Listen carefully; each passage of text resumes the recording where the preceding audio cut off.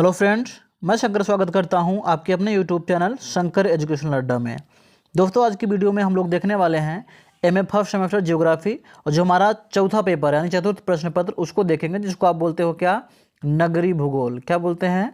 नगरी भूगोल ना। फोर्थ पेपर अंग्रेजी में बोले तो अर्बन ज्योग्राफी। ठीक ना, अर्बन ज्योग्राफी आज हम देखने वाले हैं और अति लघु उत्तरीय प्रश्न उसका देखेंगे। तो चलते हैं, आगे बढ़ते हैं। देखिए दोस्तों, दिया गया है कि नगरी भूगोल से आप क्या समझते हैं। ठीक है ना, नगरी भूगोल से आप क्या समझते हैं। तो आप कह सकते हो नगरी भूगोल को नगरों का भूगोल अथवा नगरी भूगोल कहा जाता है। यानी जो नगरी भूगोल होता है उसको नगरों का भूगोल भी कहते हैं। ठीक है ना। आगे दिया गया है, अर्थात नगरी भूगोल में नगरों या नगरीय क्षेत्रों का अध्ययन भौगोलिक दृष्टिकोण से किया जाता है। ठीक है ना। आई होप आपको समझ में आ गया होगा। एक बार फिर देखते हैं कि जो भैया नगरी भूगोल होता है उसको नगरों का भूगोल भी कहते हैं। ठीक है। और जो नगरी भूगोल होता है इसमें नगरों या नगरीय क्षेत्रों का अध्ययन जो होता है वो भौगोलिक दृष्टिकोण से किया जाता है। तो चलते हैं अगले प्रश्न की तरफ बढ़ते हैं। दोस्तों, अगला है क्या है, टेलर के अनुसार जो है नगरीय विकास के 7 अवस्थाओं का उल्लेख कीजिए। ठीक है ना। तब देखिए लिखा गया है आंसर में, ग्रिफिथ टेलर महोदय ने अपनी पुस्तक नगरी भूगोल में नगरीय विकास के 7 अवधारणाओं का जो उल्लेख किया है वो है क्या। पहला है पूर्व शैशवावस्था। ठीक है ना। दूसरा क्या है आपका शैशवावस्था। तीसरा क्या है किशोरा अवस्था। चौथा क्या है युवा अवस्था। पांचवा क्या है प्रौढ़ावस्था। छठा क्या है आपका उत्तर प्रौढ़ावस्था। ठीक है ना। छठा क्या है उत्तर प्रौढ़ावस्था। और सातवां आपका है क्या वृद्धावस्था। ठीक है ना। दोस्तों, ये वीडियो जो हमारी चतुर्थ पेपर की है, अगर आप फर्स्ट पेपर की वीडियो देखना चाहते हैं तो इसके डिस्क्रिप्शन में मैं लिंक डाल दूंगा। वहां जा करके आप प्ले लिस्ट में फर्स्ट जो है चैप्टर की मतलब फर्स्ट प्रश्न पत्र का जो है फर्स्ट पेपर की वीडियो वहां से आप देख सकते हैं। ठीक है ना, प्रथम प्रश्न पत्र का। तो चलते हैं आगे बढ़ते हैं।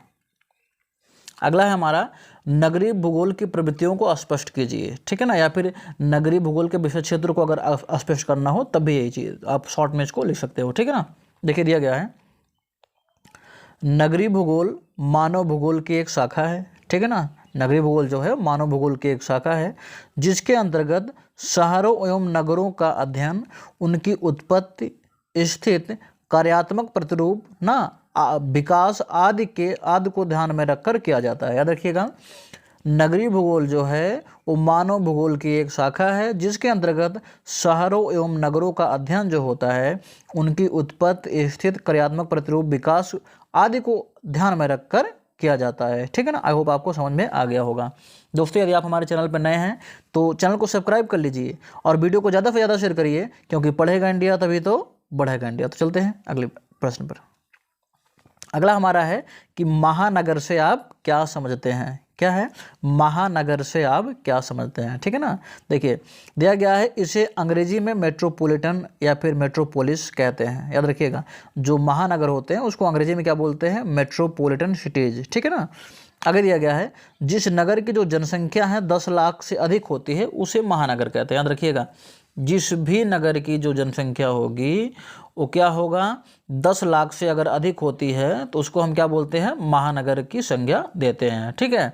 आगे दिया गया है, 2011 की जनगणना के अनुसार 10 लाख से अधिक जनसंख्या वाले भारत में कुल 53 नगर थे। याद रखिएगा, अगर 2011 की जनगणना की बात करें तो उसके अनुसार भारत में कुल 53 नगर ऐसे थे जो कि किसके, महानगर के अंतर्गत आते थे। यानी 10 लाख से अधिक उनकी जनसंख्या थी। जैसे आपका लखनऊ हो गया, कानपुर हो गया, मुरादाबाद हो गया, मुंबई हो गया ना। ठीक है ना दोस्तों, ये सारी चीज़ें जो हैं आपके मेट्रोपॉलिटन सिटी के अंतर्गत आती हैं या फिर महानगर के अंतर्गत आते हैं।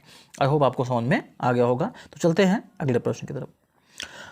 अगला हमारा क्या है, भारतीय नगरीय भूगोलवेत्ताओं के नाम लिखिए। यानी जो भारतीय नगरीय भूगोलवेत्ता थे उनके नाम लिखना है। तो पहले थे आपने कौन, देख लीजिए भारतीय भूगोलवेत्ताओं के नाम, भारतीय नगरीय भूगोलवेत्ताओं का नाम। पहला क्या है डॉक्टर रामलोचन सिंह। ठीक है ना। उसके बाद दूसरा प्रोफेसर उजागर सिंह। तीसरा क्या है प्रोफेसर MS रफ़ी उल्लाह। ठीक है ना। अगला क्या है प्रोफेसर RL द्विवेदी। ठीक है ना। ये सब जो हैं आपके भारतीय नगरीय भूगोल वेत्ता हैं। ठीक है ना। तो चलते हैं अगले प्रश्न की तरफ। दोस्तों, इस वीडियो में हम क्या करते हैं, मैक्सिमम जो है 6 प्रश्न ही कवर करेंगे, क्योंकि वीडियो ज़्यादा लेंदी हो जाती है और जब ज़्यादा बड़ी हो जाती है तो पढ़ने में मज़ा नहीं आता है। ठीक है। और हाँ, अगर आप हमारे चैनल पर नए हैं, मैं फिर आपसे गुजारिश करता हूँ वीडियो को, चैनल को सब्सक्राइब कर लीजिए, और वीडियो अगर पसंद आ रही है तो बिना लाइक करिए मत जाइएगा प्लीज़। एक लाइक अगर आप कर देंगे तो हमें मोटिवेशन मिलता है, नहीं हाँ लोगों को मेरी वीडियो पसंद आ रही है, ठीक है ना। चलते हैं अगला प्रश्न, जो कि आज का लास्ट प्रश्न होने वाला है। हमारा अगला प्रश्न क्या है कि नगरीकरण को स्पष्ट कीजिए। नगरीकरण क्या होता है? देखिए दोस्तों, लिखा गया है, नगर क्षेत्रों का भौतिक विस्तार या उसके क्षेत्रफल, जनसंख्या आदि में बेतहाशा वृद्धि ही क्या कहलाता है दोस्तों? नगरीकरण कहलाता है। याद रखिएगा, जब नगरों क्षेत्रों का भौतिक विस्तार होता है या फिर ना नगरों की जनसंख्या में काफ़ी ज़्यादा वृद्धि होती है, उसी को क्या बोलते हैं? नगरीकरण कहते हैं। यह एक वैश्विक परिवर्तन है। संयुक्त राष्ट्र संघ की एक परिभाषा के अनुसार, यानी अगर संयुक्त राष्ट्र संघ की परिभाषा के अनुसार देखेंगे तो दिया गया है, ग्रामीण क्षेत्रों के लोगों का शहरों में जाकर रहना और काम करना भी क्या है? नगरीकरण कहलाता है, ठीक है ना। यानी जब गांवों से लोग शहरों में जाकर के बस जाते हैं, इसी को क्या बोलते हैं दोस्तों? नगरीकरण कहा जाता है। आई होप आपको समझ में आया होगा। यदि आपकी वीडियो समझ में आई है तो फिर से मैं कहना चाहूँगा, चैनल को सब्सक्राइब और वीडियो को लाइक कर दीजिए। तो मिलते हैं आपसे अगली वीडियो में अगले प्रश्न के साथ।